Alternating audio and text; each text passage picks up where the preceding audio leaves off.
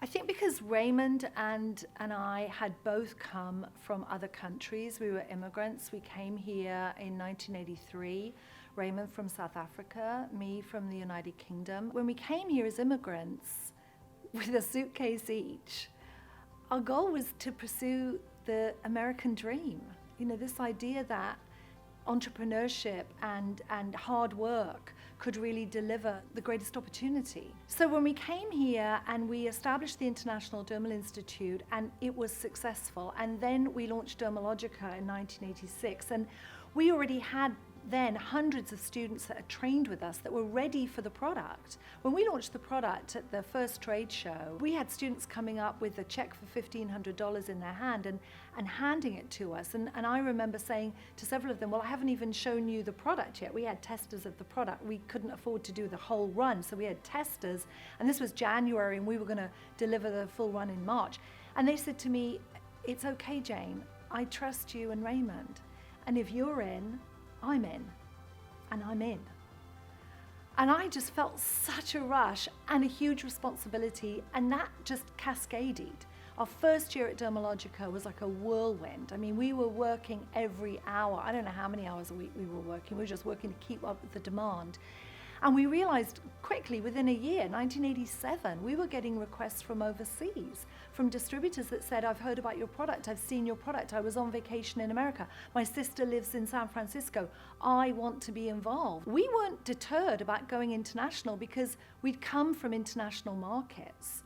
We'd come from markets where we understood distribution of international products, and we knew, great, okay, let's go for it. First country we opened was Taiwan.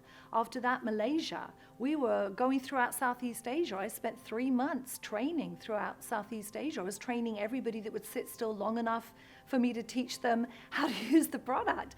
I would say I can take 24 people in a class and teach them practical, and there'd be 134 on the morning of the class. And I'd say, okay, well, look, all right, just sit on the floor here, stand over there, you two share a chair there, and let's try and go for it. It was crazy and fantastic.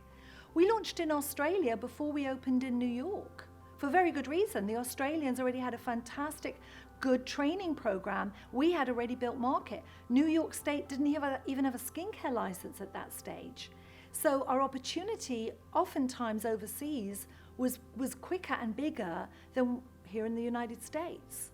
So we seized the international market, and as we did that, as we were thinking all the time globally, it became a hallmark of Dermalogica's success, because if one country was in a recession, we didn't have all our eggs in one basket. We were throughout the world. And we hired an international team in equal number to our domestic US team.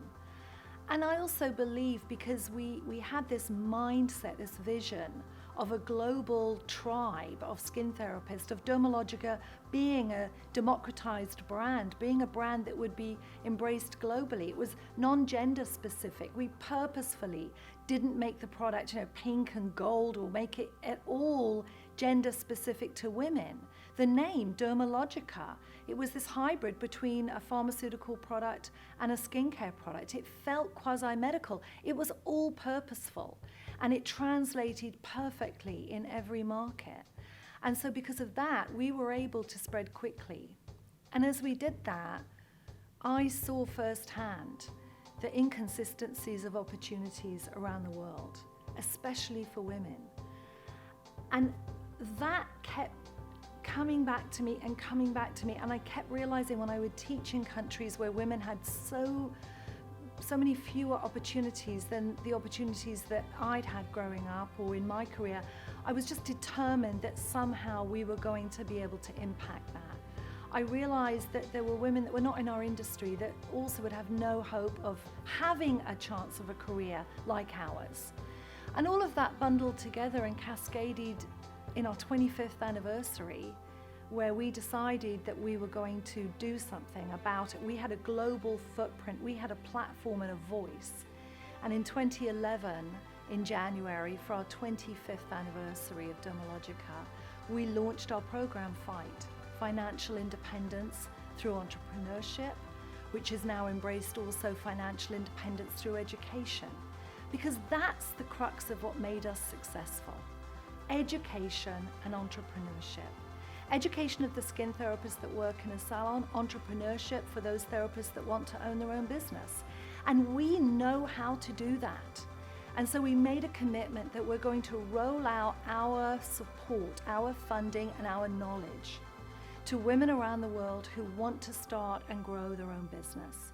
And I'm really proud that we just celebrated in 2018 100,000 women funded by the FIGHT program.